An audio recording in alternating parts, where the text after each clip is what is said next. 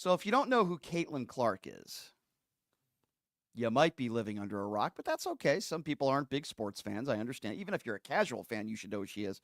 So Caitlyn Clark, Rookie of the Year, one of the best female basketball players in the world. A lot of hype, well-deserved, coming out of college, and then playing in the WNBA for, I believe, the Indiana Fever. Caitlyn Clark got a little roughed up last year. Some hard fouls. I think some players are very jealous of her popularity, and that's unfortunate. However, I've always said this about Caitlyn Clark, even though I'm not a huge WNBA person. I've always said this about Clark. She handles things with grace and class. She always seems to say the right things.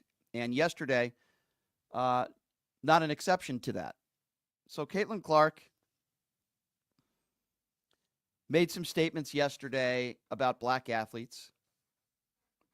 And she said in an interview with Time, I want to say I've earned every single thing, but as a white person, there is privilege.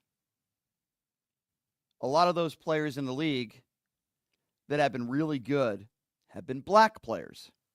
This league has kind of been built on them. Now, I have absolutely no problem with that. I think those comments that she made were very classy, appropriate, and she's 150% correct. You look at the NBA and the WNBA, predominantly filled with black athletes. And what is she doing?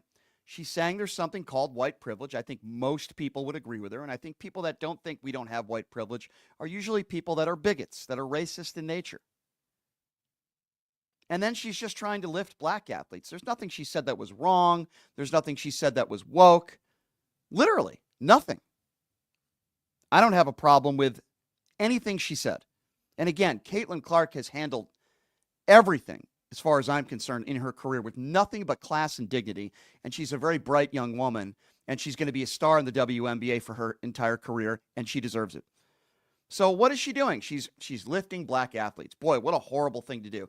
Well, you know what? If you're a Charlie Kirk, you have a problem with it. And what Caitlyn Clark is doing is exposing how racist and bigoted in nature some of these people are. Charlie Kirk said, quote, Caitlyn Clark is getting very bad advice. The whole country's rejecting wokeism and anti-white ideology. She has a chance to stay neutral and failed miserably. Her handlers saw this as a chance to keep woke alive. Too bad. She's an amazing athlete who totally missed on this one.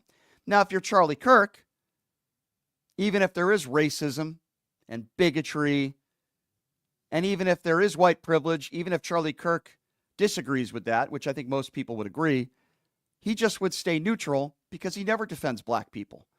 If you look at Charlie Kirk, his Twitter page is very similar to Fox News in that every single time you see a black person committing a crime, let's talk about that. But then when black people do great things, Charlie Kirk doesn't want to talk about that. And here you have Caitlyn Clark, who's lifting black athletes. That's exactly what she's doing. I think that's a great thing. Now, if you're a bigot or you're a racist, if you're somebody like Charlie Kirk, you're going to think that's a bad thing, right? That's not good. And then there's Megyn Kelly, who's another bigoted moron, who's transphobic, racist, and in my opinion, a talentless right-wing buffoon.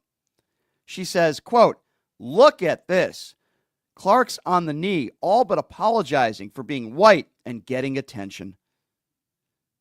Please pay attention to the black players who are really the ones you want to celebrate. Condescending, fake, transparent, sad. What is fake and what is sad about what Caitlyn Clark said? She said the foundation of the WNBA and the players have made the league what it is.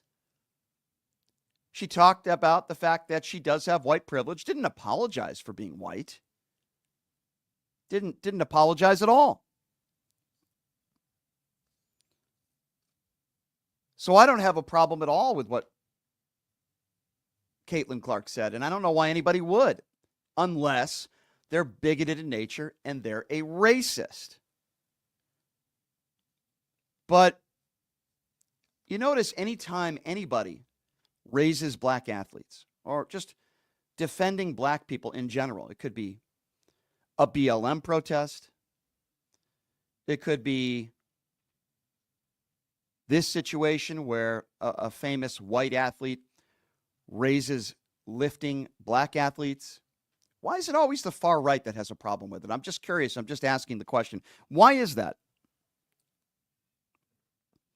Have you ever heard Charlie Kirk defending black people? Have you ever heard somebody like a Megyn Kelly asking, why didn't Donald Trump hire more black people within his administration? Have you ever heard anybody on the far right say we need equal rights and equal pay for African Americans and minorities in this country? No, of course not. That stuff is always coming from the left, and the right will call it woke. DEI hire. Listen, ladies and gentlemen, let me be very clear on this. A DEI hire code word from the far right is just another way of them using the N-word, in my personal opinion. Now, they'll deny until the cows come home, right? They'll deny. But the reality of the situation is, if you have a problem with what Caitlyn Clark said, chances are you're probably a MAGA supporter, and chances are you're probably a bigot. You know, and I think about Jordan Neely's family. And I think about all the people that are attacking his family on the far right. White people. What a shocker. Where were they when he needed them? Why was he homeless? But they have no idea what they're talking about. And they have no idea because his family has been open and talked about how he's been in and out of facilities, and they tried to get him help, and they tried to push him to get more help, and that their home was always open to him. So the people that are attacking Jordan Neely's family are the same people that have attacked George Floyd's family. By the way, George Floyd's daughter living without a father now. Regardless of who George Floyd was or what he did in his lifetime, George Floyd's daughter will always have money, but she will not have a father. Okay? Jordan Neely was still a son, a brother, an uncle. Jordan Neely did some bad things in his life, and he broke the law. But if you listen to right-wing conservative talk and you listen to right-wing radio, they'll paint Jordan Neely out to be a rapist, a murderer, you name it. Well, Jordan Neely is dead. Now, I'll speak for myself on this one, but I can tell you right now, God forbid, if an immediate member of my family was murdered and put in a suitcase when I was 14 years old, I'd be really screwed up my entire life. That's not something you ever get over. We've all had, for the most part, traumatic things happen to us in our life at one point or another. We all have a story to tell. And that doesn't mean it gives people the right to assault people and to harass people. But Jordan Neely was somebody that was extremely mentally disturbed. He was schizophrenic. He was homeless. And he was very, very troubled. But if you want to come at me with an argument that Daniel Penny is a hero, and you're hearing that from alt-right MAGA morons, then I ask you a very simple question. I'll ask you a few questions. First of all, when everybody was out of the subway, why didn't Jordan Neely let him go? At the time where he was unconscious and people were out of the subway, why didn't he let go of the chokehold? That's question number one. Question number two. At no point after the paramedics had arrived and they tried to resuscitate Jordan Neely, when Daniel Penny, in those moments, was smiling, according to some witnesses and testimony, and even when he went into the precinct and was interviewed, not one time did he ever ask if Jordan Neely was okay. Not one time did he ask, is he alive? He called him a crackhead. Why is that?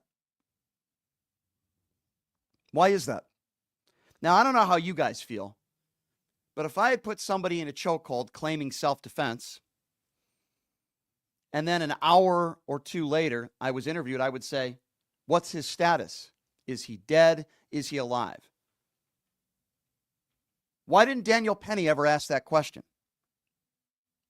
I think it's a very fair question to ask. Why do some of you out there have such a problem with Caitlyn Clark and the statements that she made? Why is it as soon as she tries to lift African Americans, in this case, black athletes that play in the WNBA, why all of a sudden do some of you have a problem with that? Why? Why is it the Charlie Kirks out there? Why is it the Megyn Kellys out there and those on the far right want to attack a white athlete for praising black athletes and lifting black athletes? Why do you have a problem with that? I will open up the phone lines early today before my guest comes in studio, and I will ask you all that question because help me understand it. What did Caitlyn Clark say that was so bad? Claiming that there is something called white privilege and that the league and a lot of those players in the league that have been really good have been black players in the WNBA. What is wrong with lifting black athletes up? And what is wrong with admitting that there is something called white privilege? Why do some of you have a problem with that? The number to call if you want to be a part of the conversation is 702-221-7283. And again, that number, if you would like to be a part of the conversation, 702-221-7283 is the number to call if you want to be a part of the conversation. And if you're just joining us, besides talking about Caitlyn Clark and the statements that she made, we're still talking about the Jordan Neely fallout, of course. And I call it fallout because there's a lot of people that are very, very upset. And if you're worried about or concerned about the latest when it comes to this shooter, the CEO shooter, Luigi Maggioni, if you also look at a lot of the statements on the far right, they will lead you to believe that those on the left are all praising this guy, Luigi, as some sort of hero. That is not the case. If you go on social media, you're always going to find crazies on both sides of the aisle that are going to say very, very stupid things. That's par for the course. That's going to happen all the time. That's par for the course. But I haven't seen or heard one prominent Democrat, not one prominent Democrat that has said, boy, that guy Luigi, what a hero he is, or condoning the cold-blooded murder of United Healthcare CEO Brian Thompson. I haven't heard one Democrat, not one, that has made any statements even close to that. It's a lie. Quite frankly, it's a blatant lie, and it's just not true.